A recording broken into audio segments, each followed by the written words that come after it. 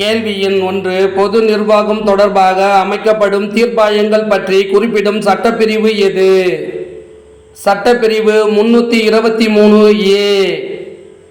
கேள்வி எண் 2. தேர்தல் தொடர்பாக அமைக்கப்படும் தீர்ப்பாயங்கள் பற்றி குறிப்பிடும் சட்டப்பிரிவு எது? சட்டப்பிரிவு 323B.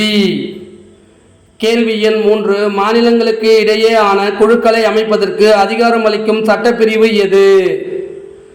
சட்டப்பிரிவு 263. கேள்வி எண் 4. எந்த சட்டப்பிரிவு பொது சிவில் சட்டம் பற்றி குறிப்பிடுகிறது? சட்டப்பிரிவு 44. கேள்வி எண் 5. எந்த சட்டப்பிரிவு குழந்தைகள் சரியான முறையில் வளர்ப்பதற்கான வசதி வாய்ப்புகளை அளிக்கிறது?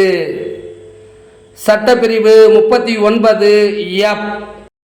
கேள்வி எண் 6. கட்சித்தாவல் தடை சட்டம் தொடர்பான அட்டவணை எது? 10வது அட்டவணை. கேள்வி எண் 7. கட்சித்தாவல் தடை சட்டத்தின் கீழ் மக்களவையின் உறுப்பினர்களின் தகுதி நீக்கத்தை முடிவெடுக்கும் இறுதி அதிகாரத்தை பெற்றவர் யார்?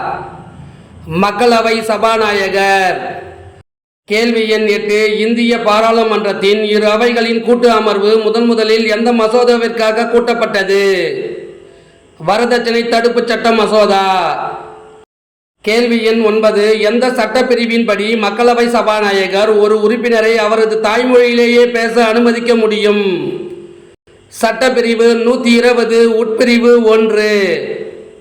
கேள்வி எண் 10. 2 அல்லது 2க்கும் மேற்பட்ட மாநிலங்களுக்கு ஒரே ஆளுநரை நியமிக்கும் முறையை கொண்டு வந்த சட்ட திருத்தம் எது? 7வது சட்ட திருத்தம்.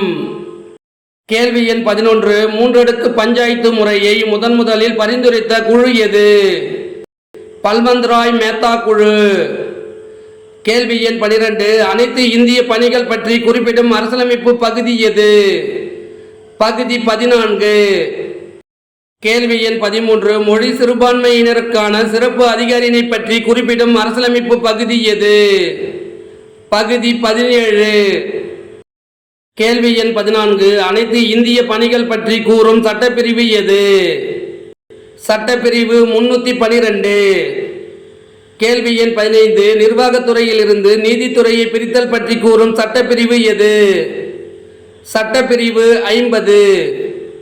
கேள்வி எண் 16. சர்வதேச அமைதி மற்றும் பாதுகாப்பை மேம்படுத்துதல் பற்றி கூறும் சட்டப்பிரிவு எது? சட்டப்பிரிவு 51. கேள்வி எண் 17. எந்த நீதி பேராணை மூலம் பாதிக்கப்பட்ட நபர் இல்லாமல் அவர் சார்பாக பொது நபர் ஒருவர் நீதிமன்றத்தை நாடலாம்? தகுதி நீதி பேராணை. கேள்வி எண் 18. எந்த குழுவிற்கு மக்களவையின் சபாநாயகர் அலுவல் சார்ந்த தலைவர் இல்லை? பொது கணக்கு குழு. கேள்வி எண் 19. எந்த சட்டப்பிரிவின்படி உயர்நீதிமன்றமானது நீதி பேராணைகளை வெளியிட்டு வருகிறது? சட்டப்பிரிவு 226. கேள்வி எண் 20. இந்திய தேசிய காங்கிரஸ் எந்த ஆண்டில் அதிகாரப்பூர்வமாக அரசியலமைப்பு நிர்ணய சபையை கோரியது? 1935. கேள்வி எண் 21. இந்திய அரசியலமைப்பு சட்டத்தின் பகுதி 15 எதை பற்றி கூறுகிறது? தேர்தல்கள்.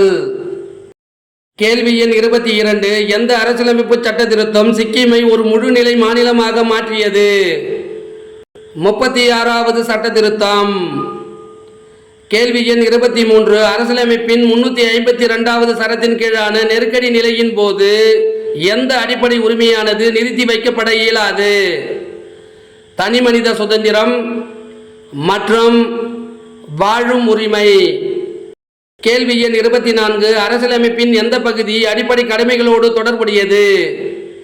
பகுதி 4A. கேள்வி எண் 25. இந்திய அரசியலமைப்பு சட்டத்தில் 1949ஆம் ஆண்டு நவம்பர் 26 அன்று அறிமுகம் செய்யப்படாத சட்டப்பிரிவு எது? சட்டப்பிரிவு 326. இந்த வினாவிடை உங்களுக்கு பிடிச்சிருந்தா சின்னதாக ஒரு லைக் பண்ண மறக்காதீங்க. தேங்க்யூ.